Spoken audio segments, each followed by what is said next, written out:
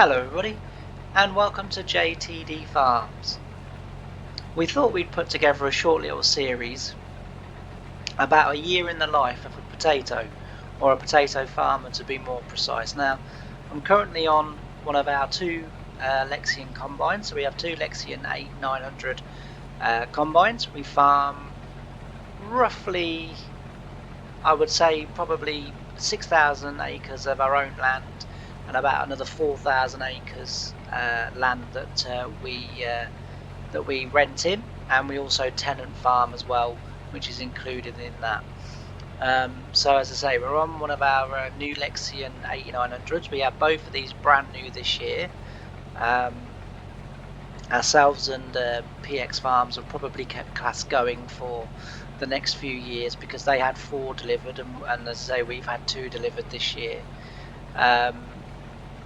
As you can see, we're in a crop of oilseed rape, which we're harvesting. It's currently the 5th of August 2024, and as I say, I thought we'd put together a little bit of a sort of short series, as I say, in the sort of year in the life of a potato or potato farmer.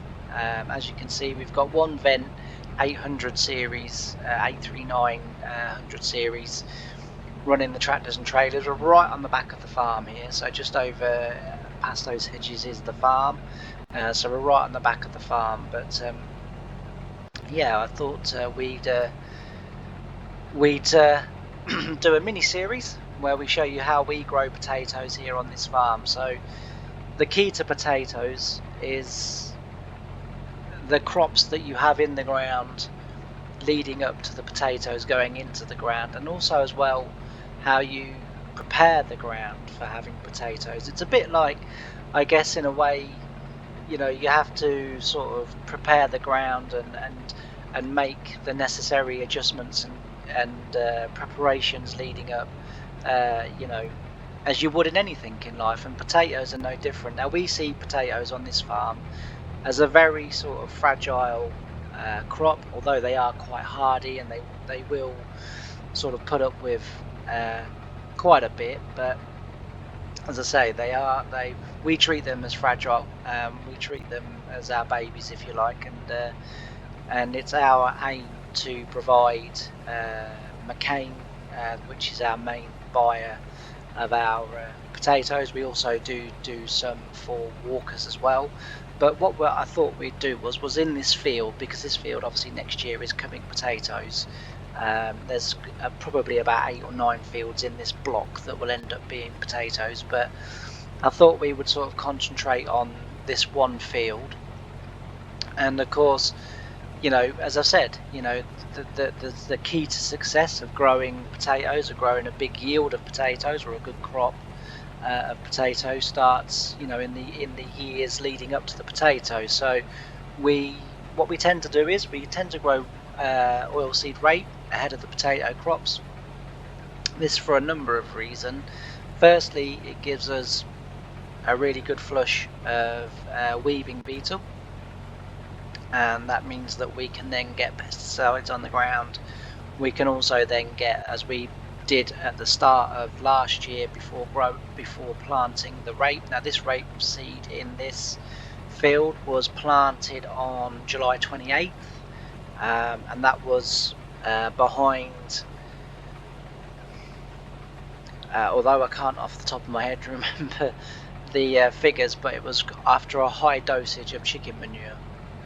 Now, the chicken manure, not only does it fertilise the ground, not only does it obviously put nutrients in the ground, but it's also a natural combative to weeving beetle and flea beetle and stuff like that. So, you know, the flea beetle and the weeving beetle are the two sort of main beetles that we're looking to sort of control and get rid of.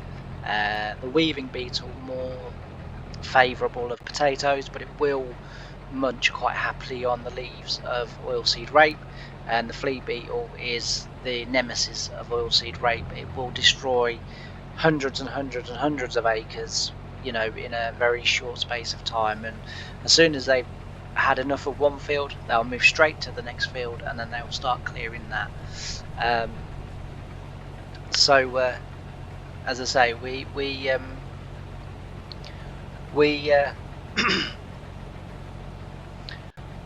we put chicken muck on the ground. That has helped us with controlling the flea beetle as as much as we can do, and obviously with pesticides and other chemicals that we're able to put on the ground. And we've got the rape to this stage. So obviously the first stage really of the year of the potato is to harvest the crop that was before it. As soon as this crop has been harvested, we will then come in with one of our vent crawlers, and we will get this mulched and get all the stubble chopped up. We don't tend to trail oilseed rape straw, mainly because it's quite brittle. There's not a huge market for it, although you can, power stations will sort of take it, but it's not a favourable straw sort of throughout Great Britain. So we tend not to. We kind of feel there's no real need to bale it. Obviously we bale all of our wheats, our oats, barley,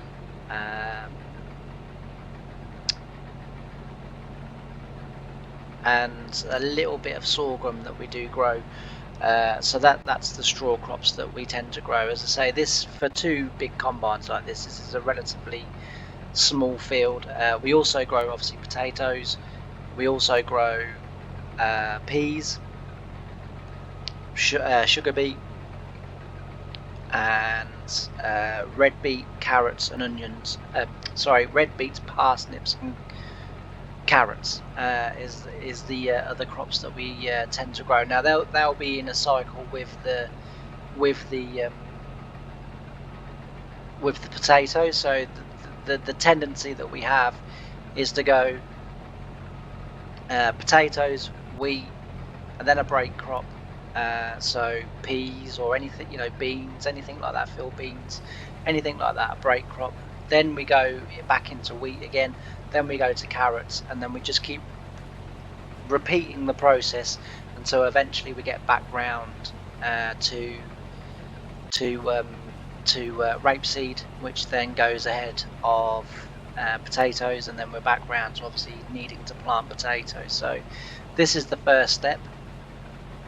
As I say, the first step, planting, combining the oilseed rape, and then, as I say, the tractor will move in. We will then shred all of the stubble.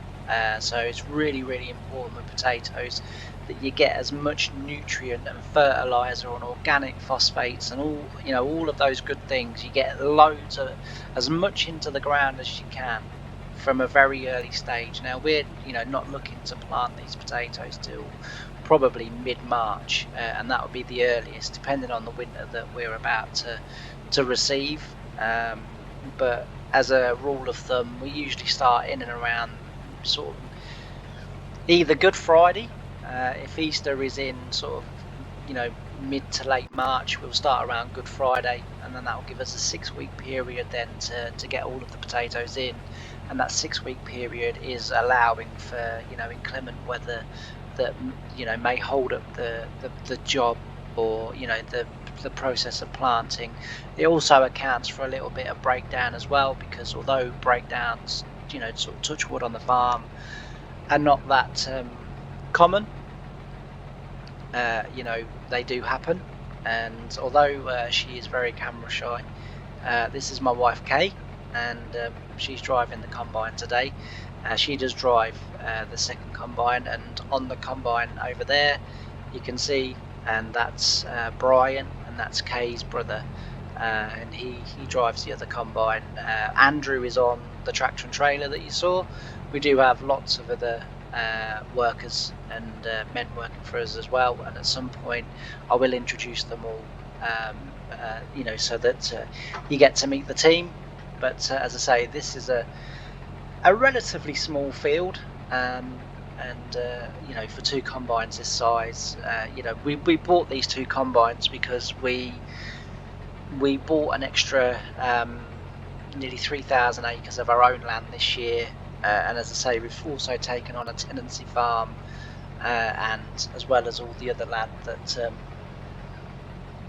that we rent out. So we decided to go big. We also do contract combining as well. We help out local farms in the area. So it's contracting side of it is not where we earn our money. It's not where we make our money. But we do offer a service where we sort of can help out. We replaced, so we had three. No, we didn't. I lie. We had four Trion Lexions, which we had for roughly about 2 years. We really liked them, but with these two combines, one combine probably does the equivalent of two of those. So the fact that we've got two means that we've replaced four combines. We're down to two, so we've halved the number of combines. We can halve then the amount of tractors and trailers. We do normally run chaser bins with the combines, but seeing as the farm is like literally to my right, the tractor and trailer will do just fine. Although CTF is not something that we are regimented on, we do try to operate a little bit of CTF if we can. So we try to keep compaction down to a minimum. We try to keep the tractors in the same wheelings. It's not always possible. There are jobs where that sort of isn't possible, but where we can, we keep the tractors on the same wheelings. We very rarely ever use wheeled tractors in the fields. Again, we have on this field just because the guys are off. They are all the other the other guys on the farm. They're off at the moment. They're quite busy in the vegetables, and so they're off spraying and getting all of the wheat fields, which will be next, and the winter barley as well. We're about to go into winter barley as well, so that will be and they're getting them sort of rounded up and or getting Roundup sprayed on them and getting them ready for harvest. So that'll be another week to 10 days. We've probably got about another 2 to 3 days of oilseed rape combine. We have got some winter barley that we have already sprayed off. So what we try to do is we try to keep enough sprayed off and trying to keep enough in front so that the combines never stop. The sprayers just sort of keep going, but they only they get so much land ready ahead of us, and then when we start to catch that up. So the sprayers now will be coming to the end of the winter barley, and they'll be going into the wheat. Once they've done the wheat, they'll be going into the oats, etc, etc, and we'll just keep doing that until eventually we're all sprayed up and the combines have just got a clear run in front of them. But in theory they should have a clear run in front of them anyway, and it's as I say, it's scheduled in to run like clockwork, but Mother Nature sometimes has her own ideas. Anyway, that's enough for this short little bit. I just wanted to show the combines. I wanted to show you the crop before, and as I say, the next thing we need to do is we need to get in here, which will be over the next day or so. We'll get in here, we will get this stubble shredded and mulched and get it nice and munched into the ground, so that there's some organic matter going back into the stubble. We will then come in usually, so within the next week we will have been through here with a cultivator, and then usually the horse Torano, and then once that's been done, or the horse joker probably, because there is quite a bit of moisture still in the ground. So the horse joker will come through here, we'll cultivate the ground, and then what we'll do is we'll come in with the seed drill. We will then drill a cover crop, which will be mainly buckwheat, and I'll talk about in the next episode. I will talk more about the buckwheat and why we use buckwheat ahead of potatoes. I will also talk about the preparations with manure and liquid manure if we decide to go down that route, but there will be manure. So while the buckwheat is growing, we will then get to probably February-ish, February time, March. We'll then come in with the tractor and plough. We'll plough the land, and then once we've ploughed the land, obviously, you know, the land is then prepared. We will have the soil that we need for our seed bed within the ploughing, and then that will slowly start to get broken down. So we'll power harrow it. We usually power harrow it. We then, after we've power harrowed it, we have our pre-ridgers go in, and then our planters go in, and usually they'll all be in the field at the same time, so that as the field is getting power harrowed, we might sometimes as well, we do press it ahead of the power harrows just to give it like another level of cultivations. But so we'll press it, then we'll power harrow it, then our potato machinery will go through, or implements will go through the ground, prepare the soil, and then we'll plant behind that. And we have one planter which is 6 meter Grimmy. Near enough all of our potato equipment that we use is Grimmy potato equipment. Off the top of my head, I can't think of anything that isn't, but that's what we'll do. Anyway, for this little episode, I hope you've enjoyed it. As I say, I'll just get out and show you the combine. So this is our combines, 8900 Lexions. As I say, we've got 2 of them, and we're hoping that by sort of next year, or within the next 3 years, we will have doubled again in size, and there'll probably be a 3rd Lexion on the farm. But for now, 2 will be more than sufficient. But yeah, so as I say, I hope you've enjoyed my little sort of introduction and into potato farming, and I'll see you on the next one.